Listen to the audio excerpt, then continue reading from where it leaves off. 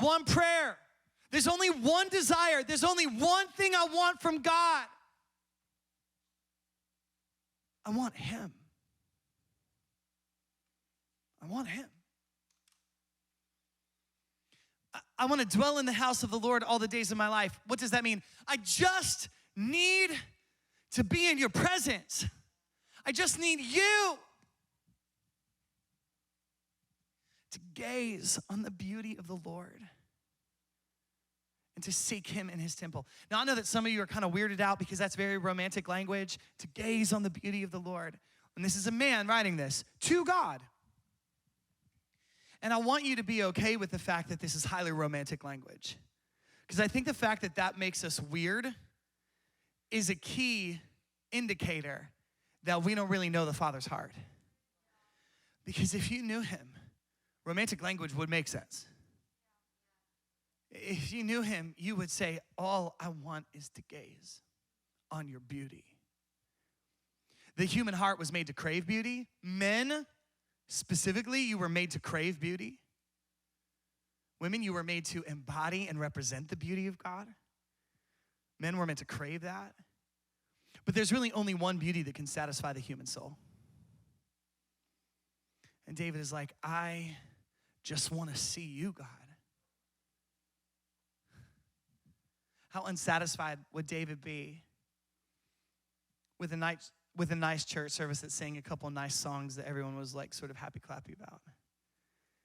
David's like, I didn't need songs. And by the way, they should be happy, but we're in the presence of God. He's like, I didn't need songs, I needed him.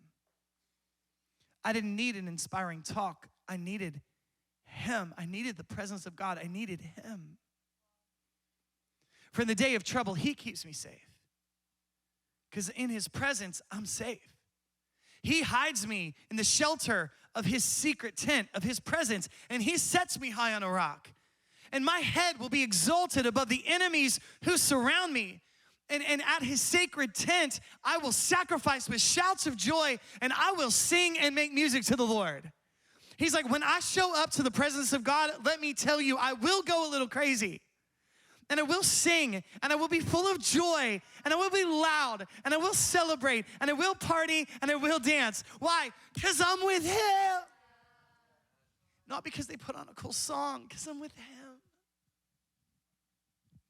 Hear my voice when I call. Be merciful to me and answer me. And then David says, my heart is searching for something. My heart is longing for something. My heart is literally telling me, seek his face. In other words, there is a desire and a longing and a craving that lives inside of me. And there is only one place where that craving is satisfied. My need for security, my need to know who I am, there's only one place where I can find it, and it's in his face. And you're like, why is he talking about his face? He's saying, because to see you and to know you, to behold who you are, satisfies every need that I have within my heart. And so my soul is crying out, seek his face. And so I'm gonna make a decision today, and my decision is I will seek your face. And then he says, so I remain confident of this, that I will see the goodness of the Lord in the land of the living. So wait for the Lord. Be strong and take heart and wait for the Lord. But that word wait is it's a hard word in Hebrew to translate, and wait is kind of a really anemic translation of that word.